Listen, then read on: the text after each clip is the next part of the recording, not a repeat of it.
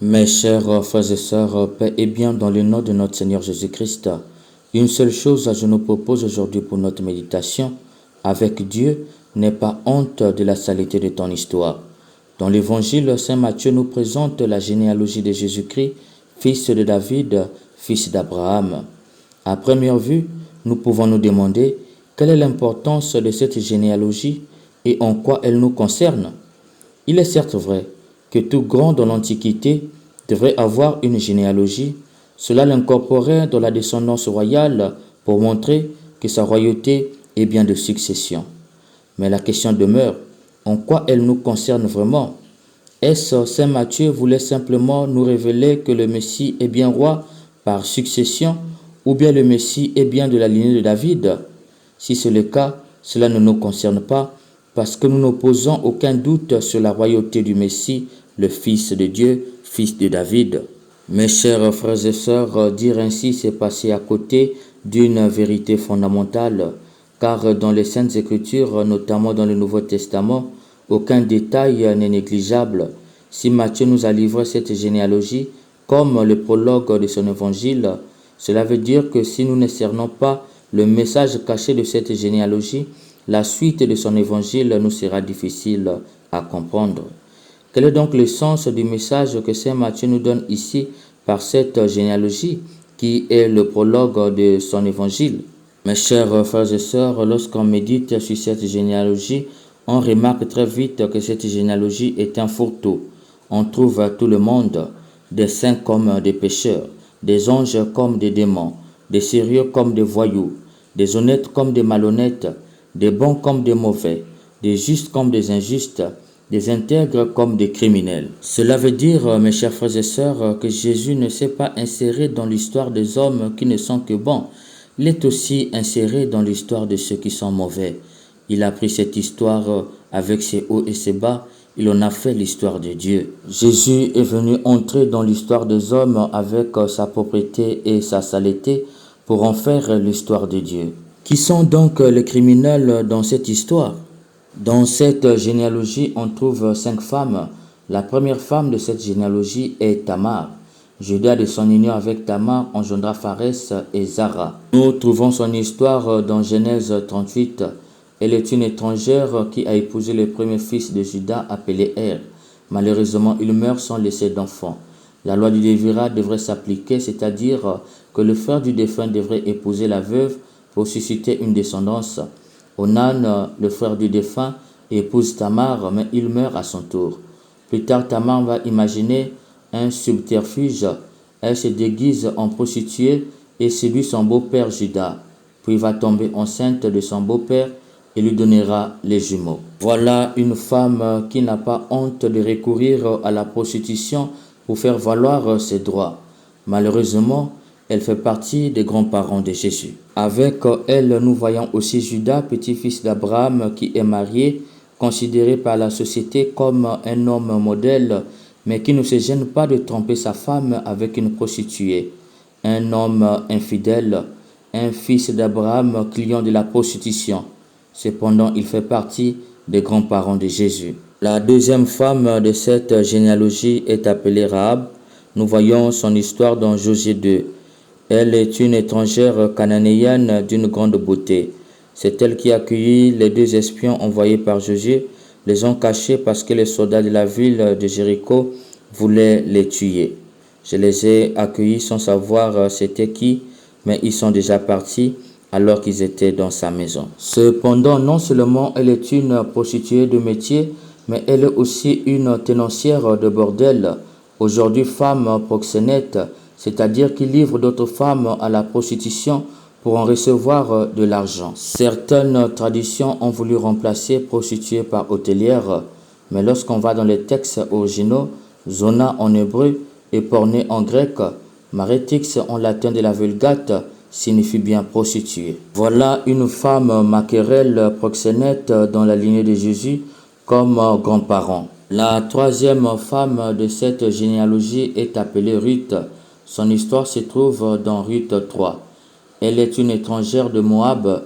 C'est d'elle que nous avons la célèbre phrase « Ton Dieu sera mon Dieu, partout où tu iras, j'irai avec toi ».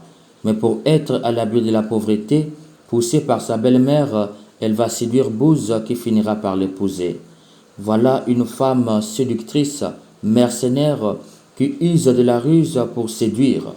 Mais cette séductrice est aussi grand-parent de Jésus. La quatrième femme de cette généalogie est appelée Bethsabée.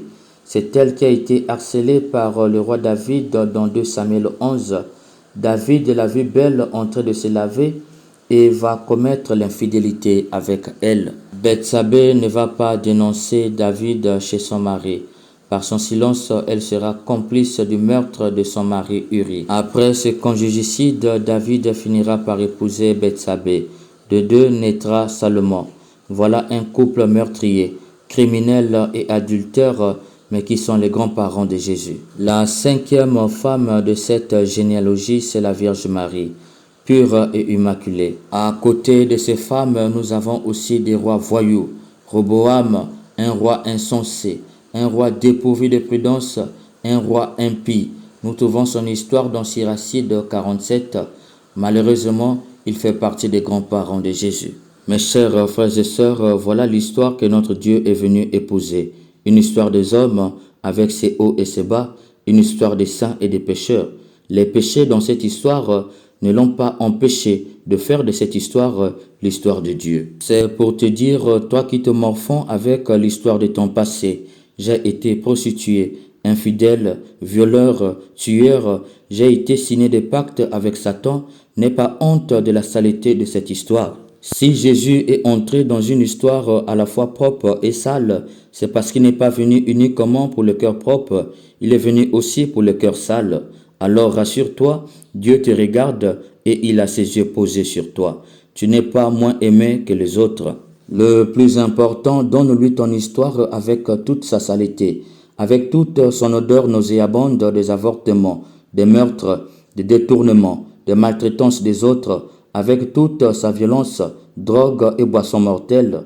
Donne-lui cette histoire, telle qu'elle est, avec son poids de soucis d'infidélité, d'avoir fait un enfant dehors, d'avoir fait un enfant avec la petite sœur de ta femme que vous deux avez caché et aujourd'hui cela te torture car vous avez tout fait pour attribuer la grossesse à quelqu'un d'autre.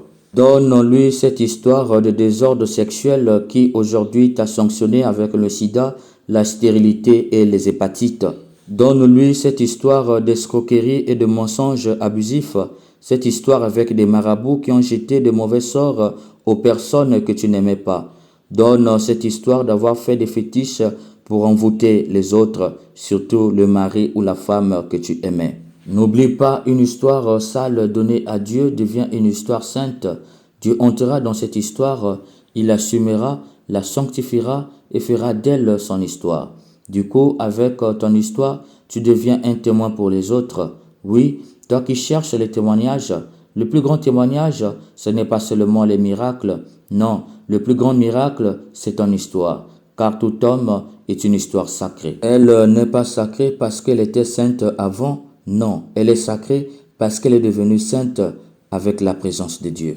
Mes chers bien-aimés, si tu es malheureux ou malheureuse intérieurement, si tu penses que ta vie vaut la peine d'être vécue, c'est parce que tu n'as pas encore compris qui nous attendons à Noël. L'Emmanuel, Dieu parmi nous, est le Dieu des bons et des mauvais. Si tu lui donnes le fardeau de tes soucis, il sera présent dans ta vie. Il va t'aider à te réconcilier avec toi-même, avec les autres et avec Dieu. Mais n'oublie pas qu'il ne prendra pas ton histoire de force. Il est là certes présent, mais d'une présence discrète, attendant que tu lui donnes ton histoire pour qu'il l'assume et fasse d'elle l'histoire de Dieu. Alors pourquoi te torturer avec cette histoire? Pourquoi ne pas la lui donner, tout apporter, tout à faire avec ses hauts et ses bas pour qu'il s'en serve lui-même? N'aie pas peur, même si cette histoire a terni ton image dans la société où tu vis, Dieu va te rétablir. Car tu n'es pas que péché. En lui donnant cette histoire sale, tu es devenu une nouvelle personne. Mes chers bien-aimés, parmi les 5 femmes dans cette généalogie, une seule était pure, c'est la Vierge Marie. Les 4 autres ont été des femmes avec des histoires honteuses. Mais Dieu a inscrit leur nom dans le livre le plus précieux du monde, la Bible. Quand elles ont donné leur histoire à Dieu, Tamar qui était stérile a été bénie doublement. D'un enfant qu'elle cherchait, Dieu lui a donné des jumeaux. Rahab, la prostituée et la proxénète, Dieu lui révélait des secrets que personne à Jéricho savait. Je sais que cette terre a été donnée aux Israélites, dira-t-elle. Dieu l'a bénie abondamment dès les sorties 8 prophètes, dont Jérémie, Ézéchiel et Hulda. Voilà ce que Dieu peut faire avec nos histoires sales. Ne tombons pas dans le piège de Satan qui veut que nous gardions nos histoires seules. Lui qui nous chuchote à l'oreille, tu n'as pas honte de ton histoire, Dieu est saint, seuls les saints doivent l'approcher. Non, refusons de lui croire et de croire à tous ces adeptes qui nous réduisent à nos péchés. Nous ne sommes pas que péchés, nous sommes plus que cela. Nous sommes des pécheurs pardonnés. Alors, mon frère, ma sœur, toi qui m'écoutes, ne donne plus seulement à Dieu ce qui est bien en toi, mais donne-lui aussi ce qui est mal en toi. Lui fera sortir de ce mal le bien. Mes chers bien-aimés, avec Dieu, n'aie jamais honte de ton histoire. Puisse l'Esprit Saint nous aide à ne plus avoir honte de notre passé pour que le poids de la honte devienne le poids de la paix. Amen.